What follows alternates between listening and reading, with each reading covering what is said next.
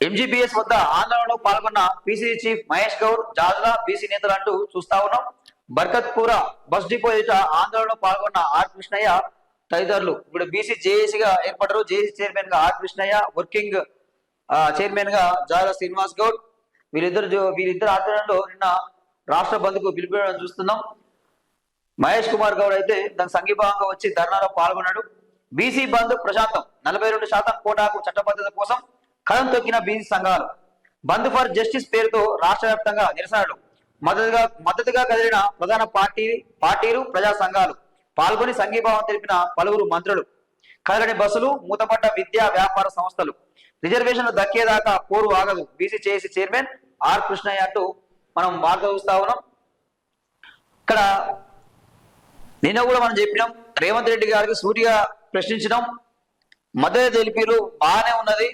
మద్దతు తెలిపారు. బీసీ ఉద్యమం, బీసీ బంద్ చాలా సక్సెస్ అయింది. పల్లె నుంచి పట్నం దాకా ఎక్కడికక్కడ బంద్లో బీసీ నాయకులు పాల్గొన్నారు. బంద్ చాలా సక్సెస్ అయింది. మంచి బీసీ ఉద్యమం ఒక తెలంగాణ ఉద్యమం ఇది ఎట్లా ఉవ్వెత్తున ప్రజలకు వెళ్ళిందో బీసీ ఉద్యమం ఈ రోజు కూడా ప్రజలకు వెళ్ళింది. మొత్తం దేశమంతా చూస్తా ఉంది, సోషల్ మీడియా ద్వారా ప్రపంచం అంతా చూస్తా ఉంది. ఏది ఏమైనా కానీ ఈ క్రెడిట్ మాత్రం రేవంత్ రెడ్డికి ఇవ్వాలా. ఎందుకంటే బీసీ రిజర్వేషన్ ఆర్డినెన్స్ రాదు, జీవోతో రాదని తెలిసినా ఆయన ఎన్ని ప్రయత్నం చేయాలో అన్ని ప్రయత్నాలు చేసిండు. ఈ రోజు బీసీ సంఘాలు ఏకతాటికి వచ్చి ఉద్యమాలు చేస్తున్నాయంటే దానికి కారణం రేవంత్ రెడ్డి. ఈ విషయంలో ఒప్పుకోవాల్సిందే. కాకపోతే రెండు పనులు వాళ్ళే చేస్తా ఉన్నారు. రిజర్వేషన్ రావని తెలిసి వాళ్ళే మద్దతిస్తా ఉన్నారు. ఈ పని అంటే ఇటువైపు మేమే ఉంటాం, ఆ వైపు మేమే, ఈ వైపు మేమే అన్నట్టే ఉంది వీళ్ళ వ్యవహారం. ఇక సో ఇక్కడ కొంతమంది ఏమంటా ఉన్నారు అంటే ఇది ఓకే బంద్ సక్సెస్ అయింది, ఎవరి మీద ఈ బంద్ చేసిర్రు? అసలు అన్ని పార్టీలు మద్దతు ఇస్తే మరి ఎవరి మీద బంద్ చేసిర్రు?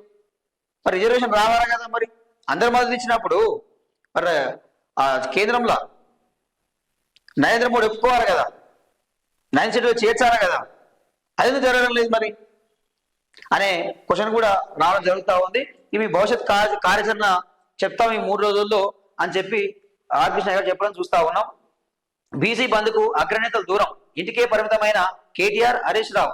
సదర్ ఉత్సవాల్లో కిషన్ రెడ్డి, ప్రైవేట్ కార్యక్రమాల్లో రామచంద్రరావు. 2-3 మంత్రులది అదే తీరు. బీసీలకు సంఘీభావం తెలిపిన మంత్రి తుమ్మల, జూపల్లి, వివేక్, సీతక్క, అడ్లూరి అంటూ మనం చూస్తా ఉన్నాం. స్థానిక ఎన్నికల్లో బీసీలకు చట్టబద్ధంగా 42% రిజర్వేషన్ కల్పించాలనే ప్రధాన డిమాండ్తో శనివారం నిర్వహించిన రాష్ట్ర వ్యాప్తంగా బంద్ సక్సెస్ అయింది.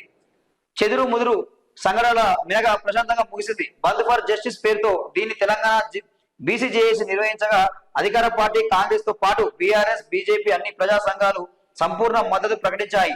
రాష్ట్ర వ్యాప్తంగా విద్యా వ్యాపార సంస్థలు స్వచ్ఛందంగా మూతపడ్డాయి.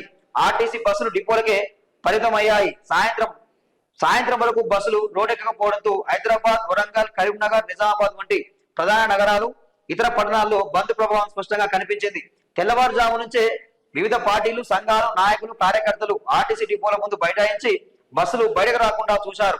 మండల కమిషన్ నాటి బంద్ కంటే గొప్పగా ఇప్పుడు బంద్ సక్సెస్ అయిందని, ఇది చారిత్రాత్మక విజయమని BC JAC chairman R Krishnaiah అన్నారు.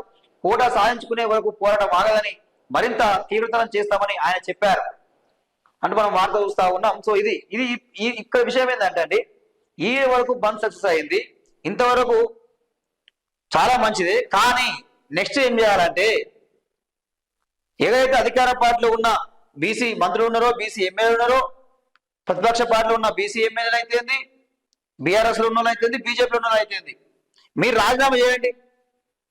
ఎట్లా దిగిరావు రిజర్వేషన్లు?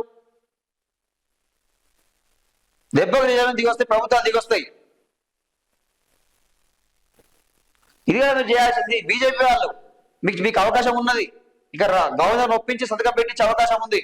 అయినా కానీ మీరు ఆ పని చేస్తలేరు. ఇక్కడనేమో బంద్కేమో మద్దతు పలుకుతారు, మరి మోడీ దగ్గర తీసుకుపోవాలనే తీసుకుపోరు, గవర్నర్ ఒప్పించాలంటే ఒప్పించారు. ఇదేంది మరి? ఇదేంత ఉందో నీతి? రాష్ట్ర ప్రజలందరూ గమనిస్తా ఉన్నారు, ఈ రాజకీయ పార్టీల తీరేందో గమనిస్తా ఉన్నారు. సో తస్మాత్ జాగ్రత్త.